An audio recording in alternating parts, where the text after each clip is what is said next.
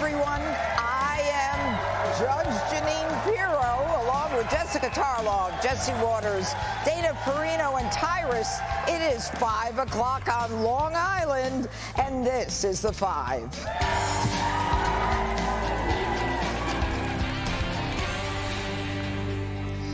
We are live from Fox Nation's 6th Annual Patriot Awards, and boy, do we have a fantastic crowd here.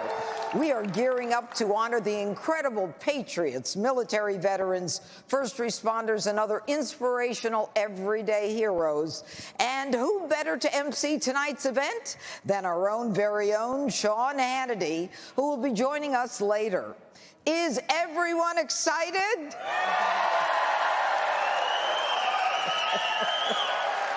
What? All right. I was a little upset because I came out here and everybody clapped, and then Johnny came out, and it was a thunderous round of applause. Amazing. We love Johnny, and we love you back. All right. Now let's get to the big news of the day, Jesse. DOGE is shaking up Washington. Vivek Ramaswamy and Elon Musk have been meeting with lawmakers all day on Capitol Hill, laying out their plan to torch $2 trillion in wasteful government spending. Take a look. Elon, do you want to see Democrats here? All right. Vivek Ramaswamy says any firings will be done with respect. I'm hopeful it's going to be even good for many of the individuals who may make a transition from government service back to the private sector in a manner that respects them, in a manner that, because this wasn't really about wringing the biggest source of cost saving anyway, gives us a lot of latitude to be able to treat those workers and their families in a respectful way, in a way that doesn't leave them in a lurch, that might even be, by private sector standards, generous in transitioning. And it's not just Republicans. Even some Democrats want a piece of the DOGE action. There's not a single American who thinks government's perfect. Democrats should embrace government efficiency. That doesn't mean that we're going to start cutting services, but I think it can be more efficient. I don't know why it's controversial to eliminate waste. Anybody could support making our government more efficient and saving whatever money that we can. You know, why be cynical about that? I actually think it's going to be great. I'm hoping. People want to reform something, change something. I'm 100% for it. Let's go. All right, Jesse, we know that there is a huge percentage of federal workers who are not at the workplace. And now Senator Joni Ernst today was talking about a productivity tracking where they actually tell those people who are working at home that they have to prove their productivity. But in the end, what they're looking for is to eliminate $2 trillion. How did they do that? Well, I'd like to check out who's working from home, but there's too many of them. You can't even go around to, 3 million people? Only 6% of the federal bureaucrats are actually coming in 5 days a week.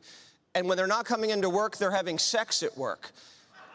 Did you hear about the orgy at the VA? No. There's a 12-person orgy that they just busted up at the Veterans Affairs Administration. They were doing it on the clock. They were doing it at the hospital. And no one's been fired so far. One guy slept with 32 coworkers. Wow. Veterans Affairs, literally, Tyrus. So DOGE needs to... Talk about working. Yeah, give this guy a round of applause. Yeah. But so this is taxpayer-funded orgies, and that's, if I was Musk, I'd start right there to chop. Now, I found some other goodies that we need to chop. $1.7 million for holograms of dead comedians, Judge Janine. So if you want to see Richard Pryor again, there you go. $500,000 to build an IHOP in D.C. It's a lot for pancakes. You got $2.5 million on a Super Bowl ad for the census. Do you remember that? Yeah. I don't. Yeah. How about $3 million for girl-centered climate action in Brazil? That sounds like porn. And then you have $300 grand for diverse bird watcher groups, Tyrus. I'm actually in that. So that's okay. So some of this is good. I love birds. Some of this is good, but the rest of it has to be cut, especially daylight savings time. It's like midnight outside. Can we get rid of daylight savings time? We all agree with that. That makes sense. All right, Dana. Well, the amazing part of this is that the labor unions are fighting back, and they are actually saying that in their contracts, they are permitted to work from home.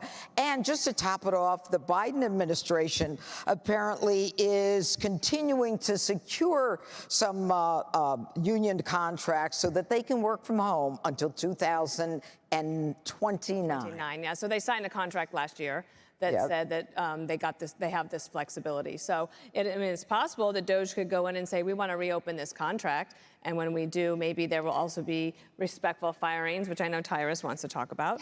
The other thing, every administration, when they're on their way out, especially because in our lifetimes, it's pretty much anytime there's a change of administration, it's usually to the other party. Mm-hmm. So that means that whoever is there tries to do as much as they possibly can. So they'll try to get people that are maybe political appointees to take full-time federal bureaucracy jobs so that they could be, it's called burrowing in. The other thing that the Biden administration is doing right now is shoveling as much money as it can on the green projects, which is enriching a lot of its friends, but it basically ties up that money that President Trump couldn't use or claw back against somebody else. I agree that all of those things that Jesse just pointed out are ridiculous, and the taxpayers should not pay for them. But when you're talking $2 trillion versus the millions, all of that is basically not even a rounding error for what they're trying to do. The exciting thing is, I don't know if there's ever been this much agreement, and I'm not just talking about Democrats, but agreement across the country that something has to be done, and that overspending and overregulation on the federal government level is hurting everyday Americans. Well, don't you think, Jessica, that that's what this election was about? The election was about making sure that people are responsible, that if they have a job, they actually go to work. And now you've got, you know, Vivek Ramaswamy and Elon Musk, who are now getting Democrats to join them to say, you know what, we've got to cut the spending. It's just, we can't afford it. I think, well, there were many lessons to be learned from the election. I think generally it was about inflation and immigration, but I'm sure people want a more, want a more streamlined government. And I'm glad to see people like Ro Khanna, who's an incredibly progressive member of the Democratic Party, saying, I've got stuff to contribute to this. Jared Moskowitz.